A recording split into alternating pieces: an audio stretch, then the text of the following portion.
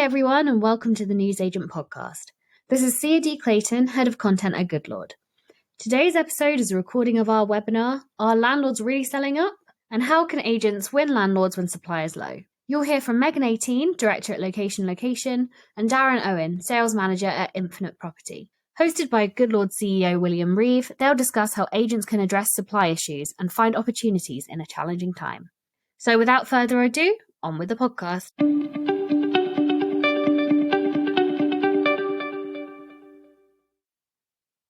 Morning, everybody, and welcome to the latest in the series of Goodlord webinars. This one's about whether landlords are really selling up and how agents can win landlords when supply is low. And we're delighted to have two very special guests with us today, Megan and Darren, who I'll introduce in just a second. First of all, I'll just introduce our two special guests. Megan 18 needs very little introduction, I think. She's well known in the industry. She's Vice President for Arla Property Mark. She is a Director of Location in Stoke Newington. And she's a very prominent voice across the industry. We're delighted to have you. Welcome, Megan. And secondly, we've got Darren Owen, who is Sales Manager at Infinite Property in Manchester. He's got over 20 years working in the industry, and many of you will know him. Again, we're very, very pleased to have you. Thank you very much, both of you, for joining. Welcome. Thanks, William. So we've got quite a busy agenda today, but just in case any of you don't know Goodlord, I should introduce Goodlord too. Goodlord is the best way to progress lettings deals remotely. It's the leading online platform of its type. It covers everything from the start of the lettings process with landlord terms of business through to tenant referencing, collecting payments, registering deposits, automating compliance, providing rent protection insurance, and handling lettings accounts, and even consolidating bills included for tenants. So if anybody wants any more details, do get in touch. But that's the sort of final bit of the introductions, and now let's have a look at the agenda we've got in store for us today. We're drawing today on the recent research we've published through the State of the Lettings Industry Report. This is a biannual publication we do based on the leading research of its type in the sector, conducted by Goodlord and Vouch across landlords, tenants, agents, and a wide variety of industry stakeholders. We had over 2,000 people help us contribute to this report, and we're able to draw on some of those findings exclusively in today's webinar. And we're going to use that to cover 7 things today. So the theme of today is whether landlords really are selling up and what agents can do to win landlords in a low supply environment. So we're going to look at why landlords are selling up. We're going to look at the economic factors driving some of that perception. And we're going to talk about how agents can reassure landlords about supply and availability issues. We're going to look at the role and rise of short-term lets and what their effect is on supply. We're going to talk about how many landlords, in fact, use letting agents at all, and what letting agents can do to win new landlords using data and the latest tools to their advantage. Finally, we're going to talk about upgrading landlords to fully managed services. So that's where we kick off today. We will start with why are landlords selling up, perception versus reality, and reasons why landlords are leaving sector and what we can do to reassure. First of all, any opening comments on this from Darren and Megan? Anything before we kick off? Well, first of all, from our experience, I think it is fair to say that there are more landlords selling than there has been over recent years. Combination of factors: rental reform bill, taxation, rising interest rates. What we're seeing, though, is it's a trickle rather than a surge. We're not seeing it in vast numbers, and the landlords that we are seeing leave the market tend to be the single property landlords rather than the guys with larger portfolios. What is interesting is the landlords that are leaving, I'd say on about 50% of the occasions, want the property vacant before they sell to try and enhance the value. But some of the more lower value end properties are being sold on to other investors. There are still investors coming in to replace them. So it's not a completely lose-all situation. And what about you, Megan? I mean, I think Darren covered it really. There's no secret that we're losing landlords. I don't think it's at the rapid rate that we were all in fear of what was going to happen. So I think that the important thing and the message across today is, yeah, it's happening, but what can we do about it? Yeah, absolutely. So let's have a look at the first bit of survey evidence. So this really explored what agents' perceptions about the demand from tenants versus the amount of supply of properties available. And you can see there's a real split here on this graph. The dark blue lines are showing they're much more skewed towards the top, a significant increase, and that's regarding the tenants looking for properties. So big increase in tenants looking for properties, and the light blue lines skew towards the bottom, which is showing the decreases, and that's where properties available is that line. And so we're seeing generally a decrease in properties available, increase in tenants looking for properties, and that's the imbalance between demand and supply that we're all grappling with. When you turn to the next slide, and which starts to look at what is going on there, the view from the letting agents, three things really came out of our survey. The 3/4 of agents said that this is due to landlords selling up or reducing their portfolio, a bit like the as Darren just talked about, the increase that he just described. 59% said there were not enough new landlords entering the sector, and about half of agents said it was because tenants were staying put in their rental properties. And there has been data to show that the average length of tenancies is increasing. I think that I saw some figures last week from 20 EA that the average tenancy, according to their data now, is 4.5 years, which is significantly longer than it was last time around. Does this data resonate with you guys? Would this be the view coming out of your teams? I definitely would agree with this. I mean, it's interesting. So we're not seeing that natural churn of landlords now, so where we're seeing landlords exiting, we're not getting that churn of new investors coming in, because the buy-to-let market isn't as viable as it was. I think one of the big things that I think all of us as letting agents can agree on is that our governments and all of the parties pitching to be our next government seem to forget that landlords are not immune from all of the costs of living crisis increases like mortgage rates, alongside all of the extra kind of legislative pressure. So from my point of view, that's a massive issue. Interesting about the 4.5 year thing. That's a really, really long time. You can see why then less and less properties are coming up for relet. Yes, exactly. The reason that tenants are staying put more often, we've noticed that our number of notices we receive per month from tenants has dropped substantially. I think that's mainly because the way that rents have increased over the last 12 months, a lot of people just can't afford to move now. If they move even to a similar property compared to what they're renting currently, they're going to be paying at least 15% more. So it makes sense to stay put for the time being. Yeah, it's interesting that, isn't it? And why is that? Why is it that current landlords are prepared to sort of keep the rent lower than new landlords are? What's the psychology going on there? Well, it costs money to relet a property, and so all it takes is for your property to be empty a few weeks, and then you pay your letting fees again to your agent. Suddenly everything starts stacking up again.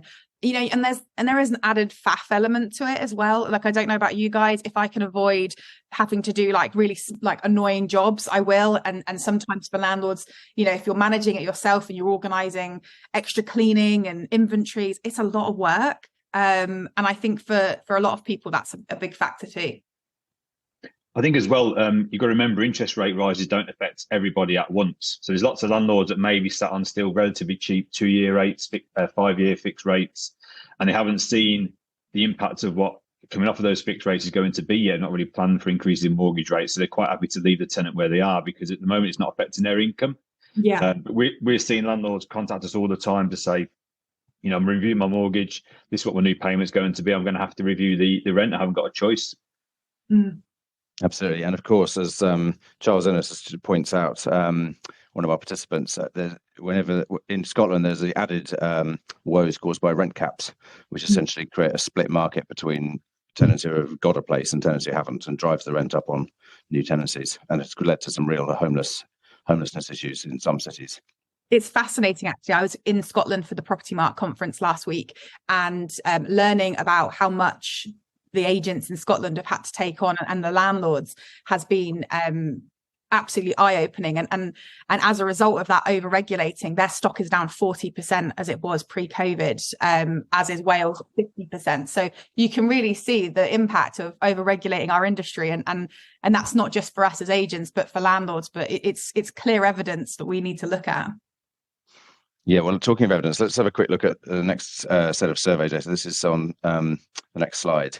And actually what we saw was the sort of 3 clear reasons in the survey we did. Now, I have to say, this survey went out about 2 months ago, and there's already been some development since it, because at that point 2 months ago, there were 3 clear reasons that landlords were giving as to why, if they were thinking of leaving the sector, why that was.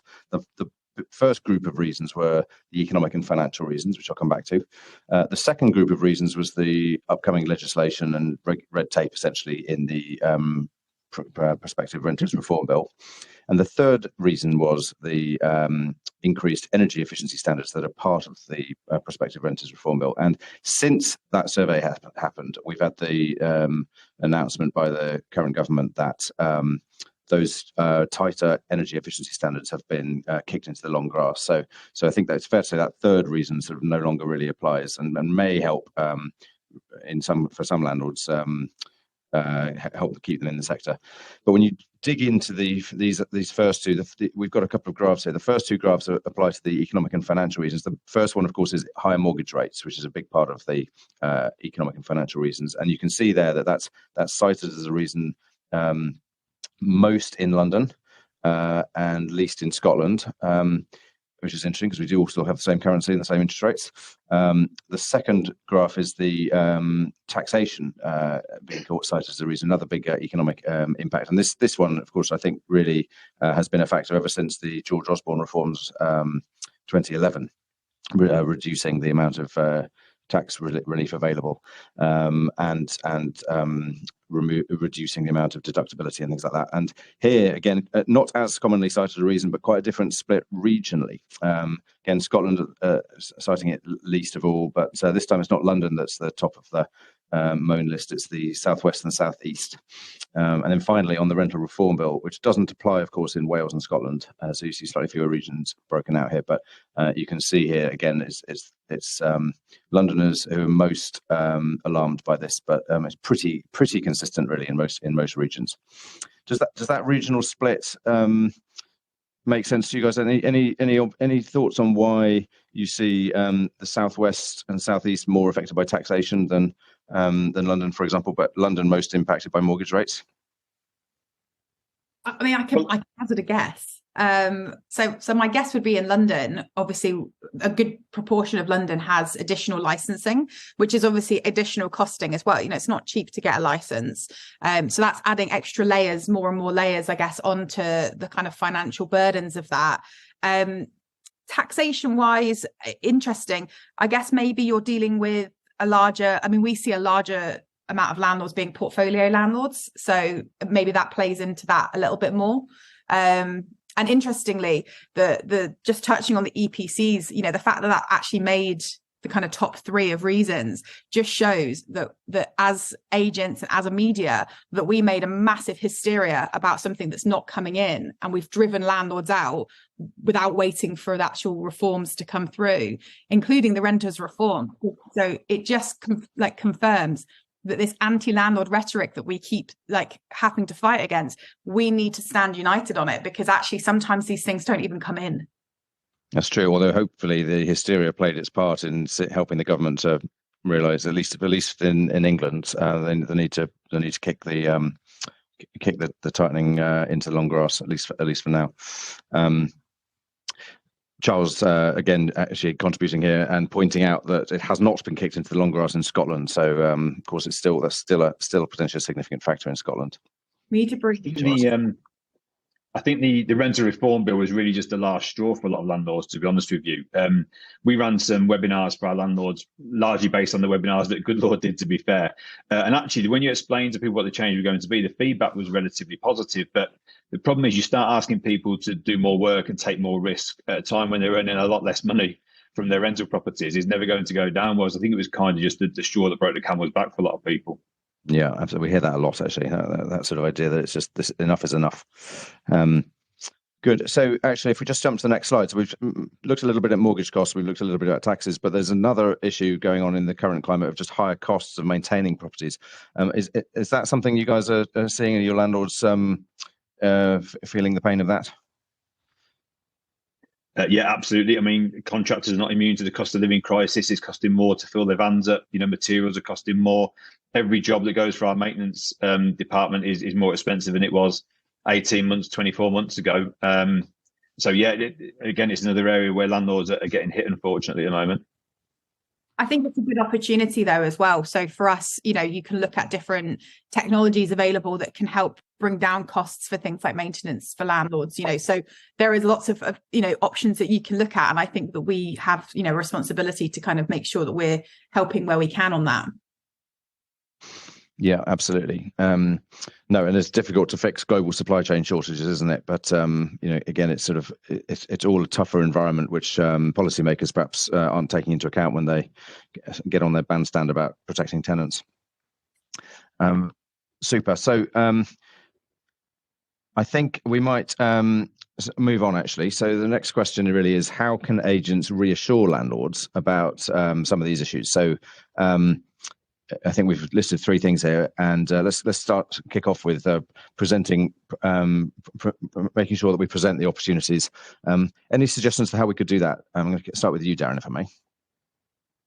Well, the biggest reassurance for landlords, I think personally, is the fact that the rents are increasing so much. In Warrington, for example, we've seen the average 2-bed terrace go from £600 to over £800 now since kind of the middle of COVID. And the yields are increasing. Landlords that certainly bought over the last 4 to 5 years have seen both capital growth because of what's happened over the last 2-3 years, and now they're receiving much higher rents than they were previously. So if they've got a professional setup and they can keep their costs in order, there's actually some great opportunities at the moment. And those are great examples. Thank you. Megan, any other opportunities that we can be presenting to landlords here?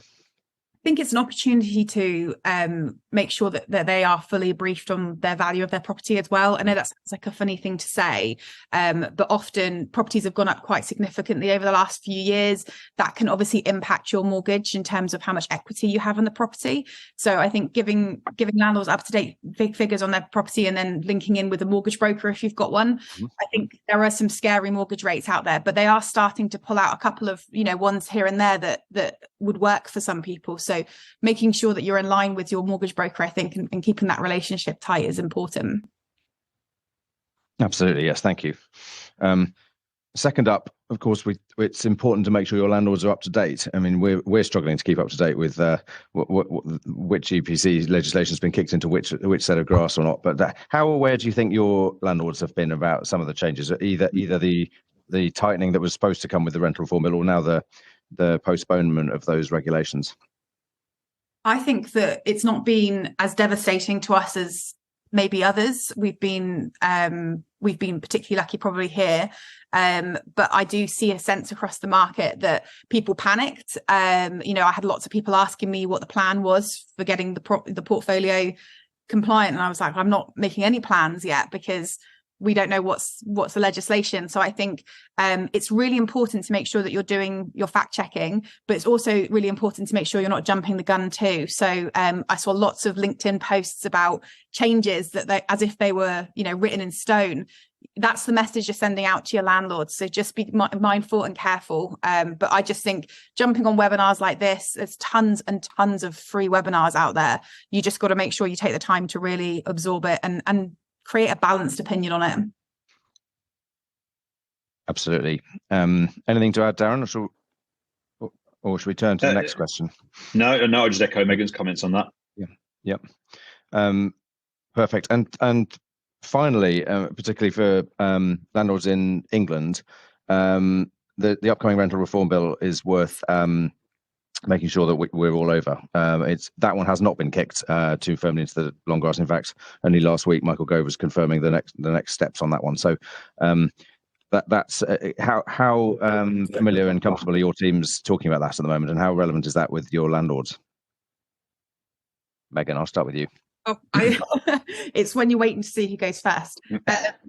I think we're pretty comfortable talking about it. There's a really mixture of opinions about how this is all going to pan out. And it's really careful that whilst we have these discussions, that we're careful that things could change or they might stay the same.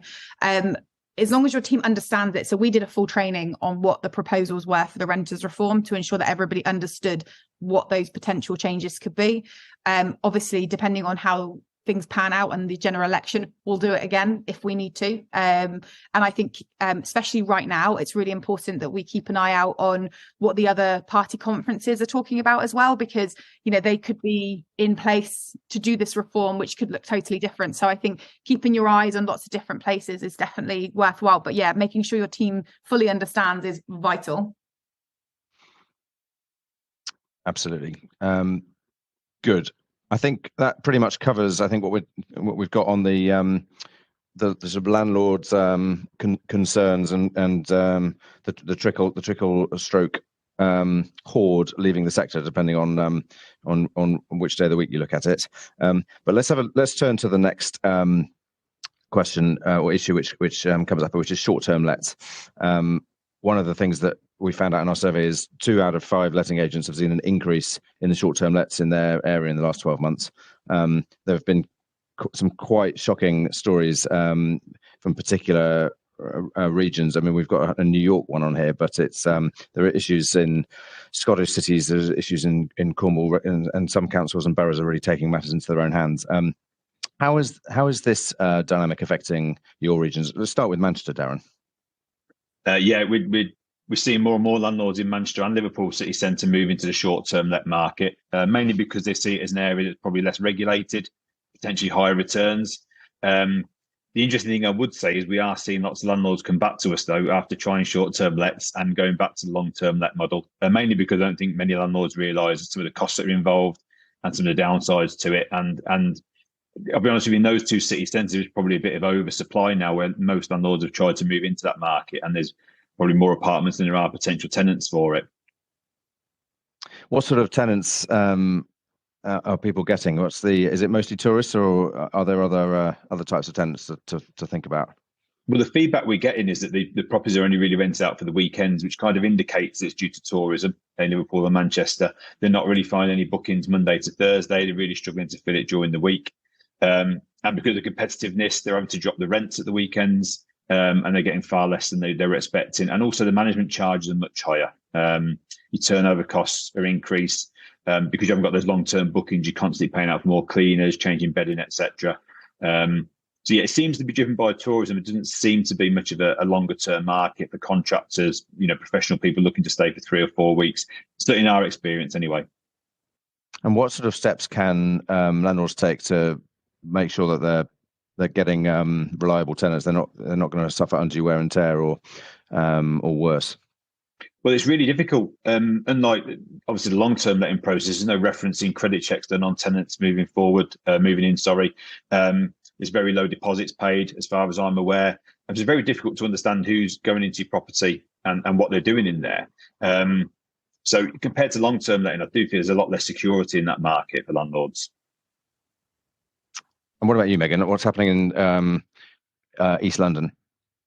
So London's a funny old place, because I touched on earlier, we've got a licensing scheme in place. So obviously that can be quite expensive. Now there's a 90-day cap on how long you can do a short-term let, which is massively abused in London. But the kind of, I guess, the positives of people doing short-term lets is in terms of tax, it's considered more of a business. So there's much more tax relief than there is for doing a kind of traditional let. So you can see the appeal, obviously, with the rents as they are, and London being, like, London hotels at the moment are obscenely expensive. But the flip side of that is, and we talked about it before off air, is that you have zero idea who's in your property. So, you hear lots of horror stories about drug dens and brothels, and you have zero control over that, which is scary. And then obviously, the property gets trashed, you're kind of limited a little bit with it. So it's a high risk, high reward kind of setup, I think. Yeah. And you're raising the question of licensing, which is actually a really interesting one, and I think one that we can come back to. But just while we stay on short-term lets for the moment, actually I might jump to the next slide if we may. What's the legislation surrounding these things, or that impacts your landlords? Darren, I might come back to you.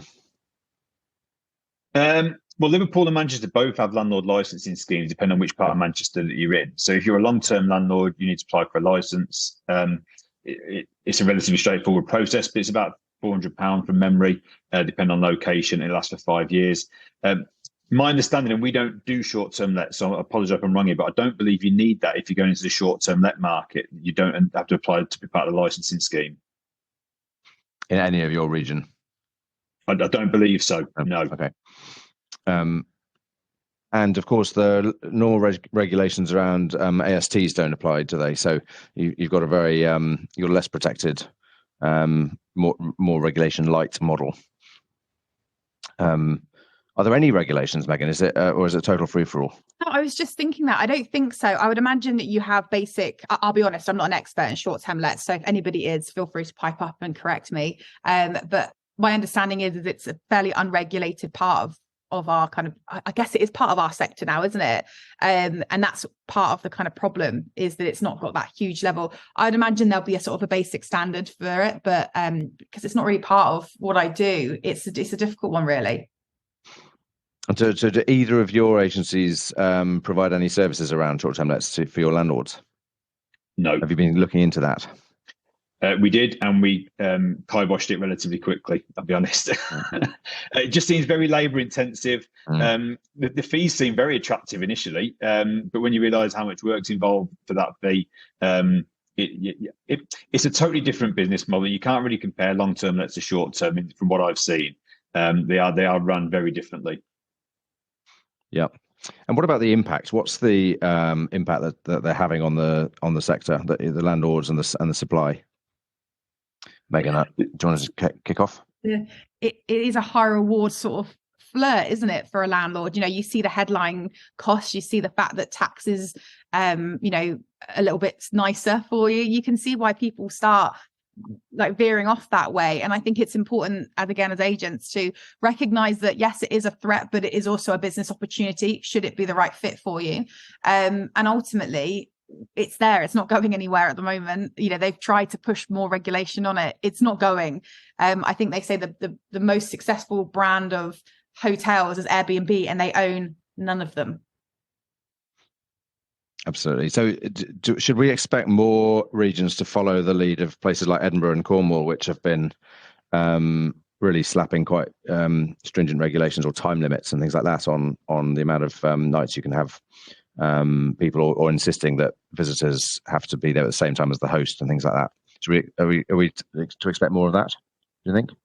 I think there'll be a lot more regulation in that short-term let sector over the coming years. I think at the moment it seems like the long-term let sector is the government's priority to try and get the market in check, but there's no doubt that the short-term let is going to become far more regulated, I think, the next 3 to 4 years, once they realise some of the issues that come of it. And, a lot of the buildings that we work in, where we manage apartments, there's a mixture of owner-occupiers, short-term lets and long-term lets. And the three don't really mix very well, in my experience. So I think it's going to have to become more regulated so that they can understand how it blends in with the rest of a building or a block of apartments. And I think that's a really good point as well, like Darren just made, that the priority is absolutely to reform our kind of traditional let model. But let's also remember, so I sit here at the age of 33, there has not been a massive renters reform in my lifetime. So that means, you think about how much our world has changed in 33 years, and yet our legislation is pretty much the same. Yes, we've got a couple of changes here and there, but overall it's the same legislation. So, whilst the renters reform has been very severe, it's probably a little bit overdue. Yeah. Absolutely. I was sure she was 18, but Darren, but I think I missed something there. No, and clearly some of the technology is changing so quickly. It's quite challenging for regulations and policymakers to keep up, isn't it? And Airbnb is less than 10 years old, I think I'm right in saying, and so difficult to sort of look around corners and see that sort of thing and the impact they might have on sectors. But talking of looking around corners, how can agents prepare here? What sort of steps are you guys taking in your firms? Darren, I'll start with you. Well, my advice would be to understand that market, not necessarily move into it, but to really understand that market and understand what makes it attractive to landlords. If you're meeting landlords and you're trying to compete with the short-term lets, you need to really understand what both the pros and cons are for that market. What might landlords be attracted by, but also what are their downsides? What makes it a risky market for a landlord compared to the long-term service that you can offer? And okay, and Megan, anything else you'd suggest? Darren hit the nail on the head. I think absolutely you should explore it. Doesn't mean you have to do it, but you should understand what your threat is. Yeah, super. Right, I think we might move on to the next slide. What this is looking at is really starting to think about what agents can do to keep landlords using agents. And we're going to start with some data really on how many landlords used agents in the first place. This one is again coming out of our recent State of the Lettings Industry survey, and we have a lot of landlords who do use agents in that survey, but we don't just restrict it to that. And you can see that of the landlords that we're polling, about 3/5 of them are using agents for at least some of their properties. Another just over a quarter of them, 28%, have used agents, so do have experience, but have stopped using letting agent services. And almost 1 in 6, 15%, say that they don't plan on using an agent. So we've got a sort of that gives a bit of a snapshot as to what's going on, at least regarding the State of the Lettings Industry survey that we do. Jumping on, let's explore this in a bit more detail and think about some of the reasons that they're using or not using. And we've done this next slide, trying to split the landlords into those who have up to 4 properties and those who are the larger landlords with 5 or more properties. And the left-hand graph is the one I'm going to start with, which is we're looking here at reasons that landlords who used to use letting agents stopped using letting agents. And it's quite an interesting set of data, this, I think. You can see the biggest single reason is landlords preferring to handle the process themselves. But that's almost half of larger landlords, that's their reason, whereas it's just under a third of the smaller landlords. And for the larger landlords, the next biggest reason is fees or economics, followed by having had a bad experience. But for smaller landlords, actually, the bad experience is the joint top reason for stopping to use a letting agent. So I think that's quite interesting. I might stop there and just sort of get some comments, really. Do you guys realise that sort of bad experiences, when they happen, could actually literally sort of almost evict a landlord from the letting agent side of the market? It was funny. I printed off a couple of these slides before today, and the one thing that I circled on that pie chart was the 28% said they stopped using a letting agent because of a bad experience or a bad service. We spend all our time chasing landlords and trying to find that golden solution for new clients, but yet out of the other door, we're losing clients because we're not maybe taking care of them in the way. Now, we all know that there's going to be landlords that just can't be pleased. There always is. But it does show to me that we're maybe concentrating on the wrong door. We're focusing too much on getting more in and not focusing on what's leaving out the other door. Yeah, absolutely. What about you, Darren? What do you make of this left-hand chart? Well, I think what was most interesting, particularly about that statistic, is that people go from having a bad experience to stop using a letting agent full stop, rather than leaving an agent they've had the bad experience with and finding a new agent who might give them a much better experience. It is really surprising that people do that. And maybe it kind of shows that sometimes landlords don't really value the service that we offer, and maybe we make it look too easy, if anything. Yeah. I think it also speaks to the benefits of having more regulation and more consistency and more quality standards across the sector. Because if a bad apple is used to judge all the apples, so to speak, it's worth agents sort of subscribing to a minimum standards to avoid a single agent creating such a bad experience that the landlords decides never to use an agent again. Also, does that not? We have that in loads of different aspects. Like, how many times? Probably not so much for you, William, but like, how many times, Darren, have you been at a wedding and someone says, "Oh, what do you do?" And you go, and you think, "I don't want to say I'm an estate agent," because you know that kills the conversation. So I normally do I work in property line, because we have had people have had bad experiences with estate agents probably 10 years ago, and yet still now we're having to have that battle with people sat over a dinner table at a wedding.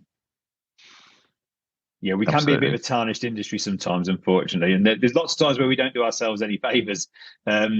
But yeah, I just find it interesting that people go from having a bad experience and then just doing or not finding an alternative route rather than just doing themselves. I don't know though, because I'm one of those people that, for example, if I got food poisoning from Mexican food from a restaurant, that'd be me out for Mexican food. I'd be like, I can't eat it now. I wouldn't go to another Mexican restaurant and give it a go. I'd be like, no, Mexican food, can't eat that. No, it might not be the same with burgers, right? You'd have to keep eating, though. This is the equivalent of having a bad Mexican meal and then not eating again. Well, yeah, exactly. But, you can see why people start to go, you know what, I spent a lot of money on somebody that just absolutely treated me badly. Or, you might have a situation where it could be as simple as the tenant went into arrears. That might not have been your fault. Or was it our fault? Did we actually rush through that referencing process? Did we vet them the way we should have? So there's loads of different arguments for it. And equally, we also know some people just can't be pleased. Absolutely. Yeah. It's about demonstrating the value for what you've charged, I think, isn't it? And equating what that monetary value to what you've actually offered.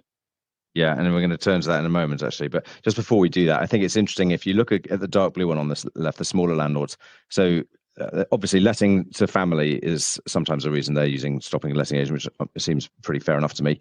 And perhaps not seeing the need after the initial meeting, so not seeing the value, which we'll come back to. But that leaves avoiding fees as the fifth reason, so a relatively minor reason here. Fewer than 10% of the smaller agents are stopping agents for that. Just leaving me wondering whether letting agents could, in fact, maybe be asking for slightly higher fees from smaller landlords, needing to be careful, of course, with larger landlords. But volume discounts, whatever you call it, is there perhaps some opportunity in there? I think. How do you guys think about that? You have to pitch your value. If you want to be a cheap agent, be a cheap agent, but then that's what you'll always be. If you want to deal with good quality properties and attract, landlords that are, of a similar ilk, you've got to charge the right fees for it.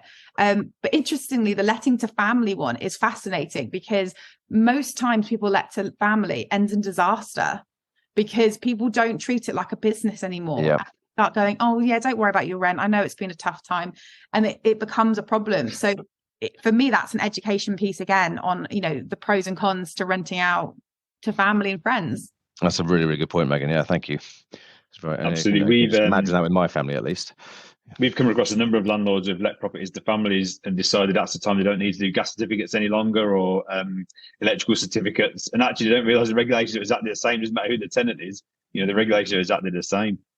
I actually did it to my brother this week. He has a property and I normally find him a tenant. We manage it between us. And he said to me, oh yeah, my mate's going to move in. And I went, okay, that's absolutely fine, but I don't want anything to do with it. And he was like, what? And I was like, I don't want anything to do with it. I'm not touching it because you're not doing it properly. I don't want anything to do with it. And even now he's like, I just don't understand why you don't want. I was like, I'll help you. I'll give you advice, but I'm not putting my name anywhere near it. I think all of those reasons on the left essentially kind of all roll into avoiding agents' fees, William, to be honest, because even the letting to family, well, if you want things done properly, you're just trying to avoid paying an agent at the end of the day. If you want things done properly, just pay an agent and have your paperwork in order. Yeah, no, that's a fair point. And again, I'm not going to suggest that a load of letting agents have got their pricing completely wrong, but it does strike me that I think I was expecting the concern about fees to be slightly higher on the league table here. But let's have a quick look on the chart on the right. So that one's about why aren't using letting agents at all. So we've got obviously a bunch of landlords in the survey who don't, and they're the by far the biggest reason, of course, is preferring to handle the process themselves. Very similar for small and large landlords, and then the fees point again slightly stronger for larger landlords. And that lack of clarity about what value letting agents provide, slightly more of a big deal for the more amateur landlords, the smaller landlords. The larger landlords generally, I think, understand that value proposition quite well. But let's just turn to the next slide, I think, here. So this is looking at how do we, with that sort of data in mind and some of the lessons that our experts have been sharing so far, how can we win new landlords? How can we? And we talked a little bit about the first two things here, but let's talk about. I'll jump to the next slide actually about using data and digital tools here to help do this. Any good examples in your businesses of how agents can make use of some modern technology to win new landlords? I think there's loads of technologies that you can use. There's also nothing better than picking up the phone and talking to somebody. Every person that you meet has a potential. So we often treat tenants like they're second-class citizens in some businesses. Those people are the people that go on to go and buy someday. They will come back as your landlord. So I think making sure that you have, you're treating everybody the same, I think is really important. Some may disagree. That might be a bit of a controversial one. In terms of technology, you've got some amazing techs out there. You've even got, if you're using your Goodlord dashboard, you can tap into the market, what kind of people are looking at stuff, how you compare against other competitors for your rent. I'm a big fan of Spectre, a big fan of Propult, although I can never say it correctly. That's always a really good, it's a bit needle in the haystack. And then, of course, good old social media. As even TikTok can be used these days, I gather, Megan. Is the place that I found my voice. We use it as a business, and we use it obviously as for our own kind of personal brands within the businesses. We have properties coming on.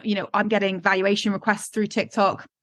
I had one landlord give me a set of keys for a whole portfolio without meeting me from TikTok.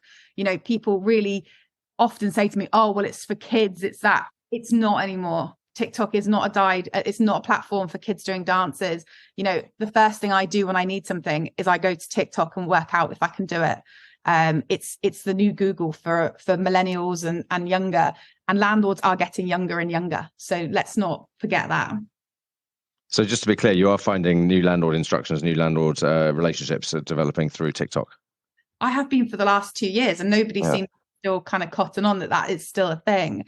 But also what you have to remember is every time your face appears, you become the expert. So it gets to a point where they're like, oh, I need to let my property out. I will go to whoever is the expert, and the expert is on my phone constantly.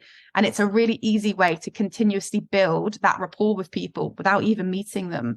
It's a really big opportunity, but also the exposure is great. So we launched a house on TikTok this week, 500,000 views, obscene amounts of views, and some people, of course, you're going to get people just looking at the videos, but we also get inquiries through those too. So it's, for me, it's a case of going, it's time to evolve. I know people think it's a pain in the butt, but you just got to get on with it. And is there any advice you've got for TikTok newbies, present company accepted, who as to how they should go about looking into this more? Any advice or courses or anything you did, or what do you recommend? I definitely didn't do a course. I just sort of thought I'd give it a go. I think you have to decide what kind of TikTok account you want. So, for example, my TikTok account is all kind of advice based.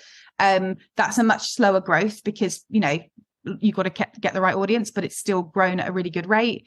Our business one, we don't put huge amounts of talking on it. It's a lot of property tours, and that kind of pulls in that side of things. I think you have to work out, I'm sure there must be a course on it now. Someone must have made a course. There's a course for everything. But yeah, I mean, my advice would be just give it a go. But by all means, if anyone's got any questions, you can find me on LinkedIn, and I'm more happy to help. That's super helpful. So thank you so much. I think a really important point that Megan hit on there, and particularly if you've been working in industry for a long time, like I have, is a lot of people haven't realised that the demography of landlords is changing massively, and people still have this impression that landlords tend to be over 40, probably own their own home, they're now looking for an alternative pension. That's certainly not the case at all. We've got a large number of landlords now who don't even own the property they live in. Number of different reasons, but a good example is we've got people who live in London, but they bought properties in the northwest, where obviously properties are much cheaper to get on the ladder, and they see property as an investment, but they're not particularly interested in owning their own home because they want to be quite transient. If they live in the southeast, it might not necessarily be affordable. So the old target market of landlords has changed completely. I think that's a really good opportunity as well. If you're willing to network with people outside of your business, and I'm going to message Darren afterwards, we're opposite ends of the country.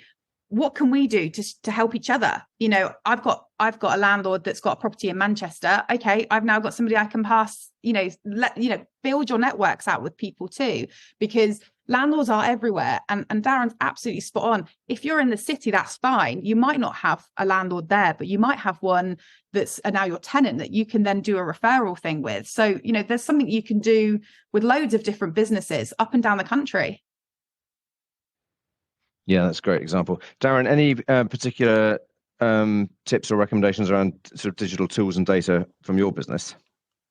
The biggest thing I would recommend is using it to communicate with your landlords. Pre-COVID, I'd never used Zoom, I'd never used Google Meets, anything like that. And obviously it became the norm for quite a long period. And we've started to use now as a really easy way to communicate with landlords. Rental Reform Bill was a prime example. We ran lots of webinars so we could speak to our landlords about it. The attendance rate was really high. I think about 80% of our landlords attended one of our webinars. And it really helped get the message across rather than just an email or a newsletter. It's far more interactive. People can ask the questions that they want to ask there and then. And if you want to keep your landlords on board as well at a time where landlords are selling up and we're potentially losing landlords, you don't want to lose any more than you have to. So constantly being in front of your landlords with new messaging and positives about the industry and about buy-to-let, that is really important. Yeah. Super. Thank you. And actually, we've got a question here I'd love just for you both to take a pop at. So really asking, which are the main pieces of software used by everybody? Five software firms in the letting sector that immediately spring to mind. Race to five, go. Goodlord, obviously. Very good. Any four more? We use Briefly Market. We find that really good. Great way of speaking to your landlords. Zoom is really important for us now. It's a great way of getting in front of people. Megan, you mentioned Spectre and Propult. Spectre, I would say the depository. If you haven't got on the depository, that will change your life. Help Me Fix, I guess, is a tech. I mentioned it earlier. Someone asked a question, which I typed the response to. Amazing. The last one. Do you know what? I'm not going to give a tech, but I'm going to give a shout to Kerfuffle. So if you are experiencing like a small issue, if you grab the phone to those guys, they'll help you find the right tech for you. They've done so many helpful calls to me. I'm sure I must owe them many, many drinks. Super, that's really helpful. And some great advice. There's some names to check out if you hadn't heard of any of those names before. And I suppose TikTok is probably one of yours, Megan, can we say? Yeah, but it's not property tech, is it? Okay, fair enough. No, but nor is Zoom. And but exactly as Darren said, it's a really important piece of technology. Then the Instagram, Facebook, LinkedIn, all is important. Yeah, perfect. Super. Right, I think that takes us to our last slide before we open the floor to questions. So this is really just thinking about where we've got landlords, but they're not using the fully managed services. And what might we do here? So how does this work for you guys? Do the landlords really understand the benefits of going fully managed? I hope so, or we're not doing our job very well. But then those stats say that maybe we're not doing our job as well as we think. So maybe we all need to take a look at how we're presenting our offerings to landlords, because if they don't understand the value that we bring, then that's not their problem, that's our problem. But presumably you have some landlords, Megan, who are not fully managed, and what factors are stopping them using the fully managed service? I think it's often a financial. I know that maybe contradicts the slides that we saw. For me, that seems to be a big feedback, seems to be about money. We certainly here in Hackney get a lot of really local landlords. We did a survey of our landlords, and majority are actually based within like a 20-minute radius of their property, so they don't necessarily feel that value. I definitely think when landlords are overseas, that really is a great opportunity, and nobody who's not local shouldn't be managed, in my opinion. And what about you, Darren? How do you see the challenge of getting more people onto fully managed? I think now you've just got to demonstrate your value more than ever. We talked about fees, but the reality is if we all charged a 1% management fee, every landlord would use an agent. So it's what are you doing for your fee? And I think the Rental Reform Bill actually brings some really good opportunities for agent, because there is an opportunity now to position yourself as an expert. as somebody who understands the legal system far better than a landlord can probably understand it themselves at the moment, to understand the changes that are coming and what impact that will have. So really, the best thing I can advise agents to do is get as much knowledge as possible about those upcoming changes and be ahead of the landlords. As well as that, you need to be able to offer landlords more now than just finding a tenant and collecting rent, because we've seen lots of low-cost competitors come into that market. People like Open Rent, for example, that give landlords the ability to go onto Rightmove at a very low cost and find a tenant. But they don't have the ability to do all the things that we can do in the background. So, are you offering a good quality rental protection insurance to your landlord and explaining the benefits of doing that? Can you manage their utilities for them at check-in and check-out? And again, explain the benefits of doing that, which these low-cost competitors don't have the ability to do. And as an agent, you can do that. And you can also do it at very low cost and very low admin to yourself by using the right technology. And don't you think that really compounds what we were just talking about social media? Because if you built the rapport and they already trust you before you walk through the door, you then hit them with what Darren just said. Why wouldn't they go for managed? Yeah. That's brilliant. That's a brilliant way to finish, I think, the content. And let's now sort of turn to some of our outstanding questions. We've had quite a few questions from our audience here. Let's have a look. There's a question, I think, for you, Megan, which is, how do you manage your time with the social media? How do you manage your calendar? It's a very good question. I often ask myself how I fit it all in. So if I've got a particularly busy week ahead, I'll pre-plan my social media posts for the week, which sounds very boring, but it's a really easy way to do it. I work from home on a Wednesday and I tend to record my content for the week if I'm working at home. So I would say put some protected time in your diary to make your content, to think about your content. But also you do have to kind of react to things as it comes. For example, what happened with the EPC regulation scrapping, I couldn't have predicted that 5 days in advance. So sometimes you do have to be a bit reactive. I think you have to stop thinking about it as being a time sucker and thinking about, actually, this is part of my prospecting, and starting to think about it more as business generation and not as a time sucker. And if you can make that switch in your head, you'll find time for it. That's super. Thank you. We got a question from earlier on in the material about the EPC. So just asking for clarification, really. What is going on with the EPC regulations? Because, of course, there are EPC regulations in place. The Rentals Reform Bill was proposing to tighten them. Megan, do you want to just summarise quickly what the situation is there? So in terms of what we already have in place, that's still there, so we do still have a minimum standard. The proposed changes to go to a C has been scrapped. However, we do have to remember that as part of the Renters Reform Bill, we do have the Decent Home Standards, which is like the little sister that sits alongside it, that we keep forgetting about. Now, whilst they're not saying to us now, this is the proposed plans, if we have a different government in place, we could find that this could reset. So I think you're okay to take your foot off the gas for the moment, but just keep it in the back of your mind is probably, certainly what I'm doing anyway. And the current regulation, correct me if I'm wrong here, is you have to be E or better. Exactly. Yeah, and that's remained in place. There's no change to that. Of course, you've got the exemption register as well, which typically sits around listed buildings, but not always. It's one that always catches people. Super. Thank you very much. We've got, I'm just scanning through the questions we haven't already answered here. We've got request to keep an eye on LinkedIn. I think you'll find some inbound people looking for reaching out to you both. So hopefully that isn't because you've been confusing us all. I certainly think some awesome content here which people are looking to understand better.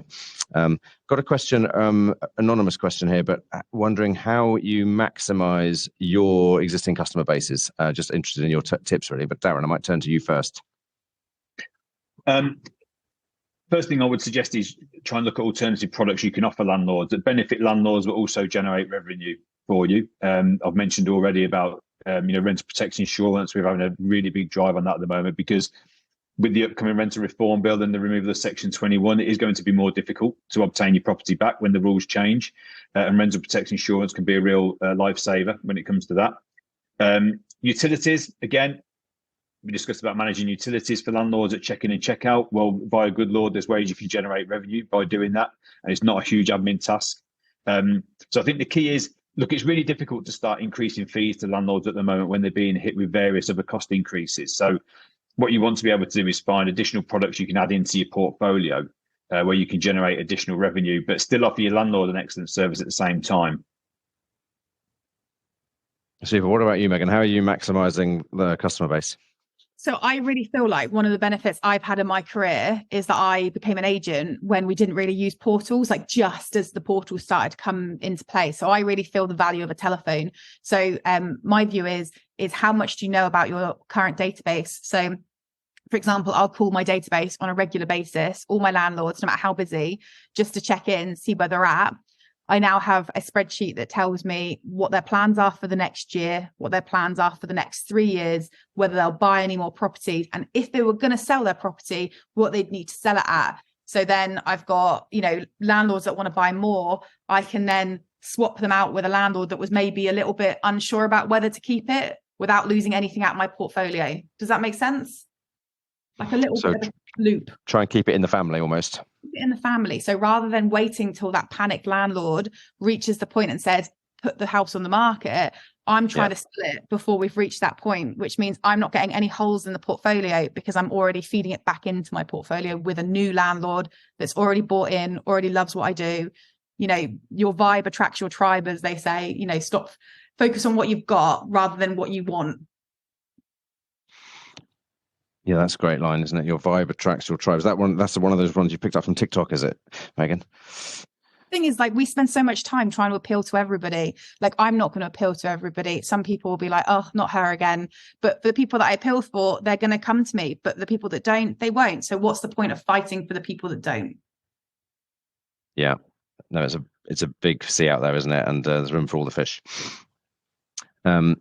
Super. Well, I think on that note, I might draw it to a close. I really want to thank you both again for all your fantastic insights and wisdom as we've reflected today on how we cope with the supply and demand imbalances affecting the sector and how we stop landlords leaving the sector. I think we've looked at some of the survey data around the imbalances themselves, the reasons why landlords are worried about staying in the sector. Talks about some of those differences between smaller landlords and bigger landlords. Talks about the impact that the economic and financial changes are having on them, the rises in interest rates, the high levels of taxation, the high levels of costs. We've also noted the good news, really, that the tighter regulations around EPC standards have been called off. So it's not all doom and gloom, and got some great advice and tips and learned quite a lot about the modern marvel of TikTok. So thank you both very much for joining us, and really hope this has been helpful. Thank you, everybody, and thanks everybody who's joined in for today's webinar.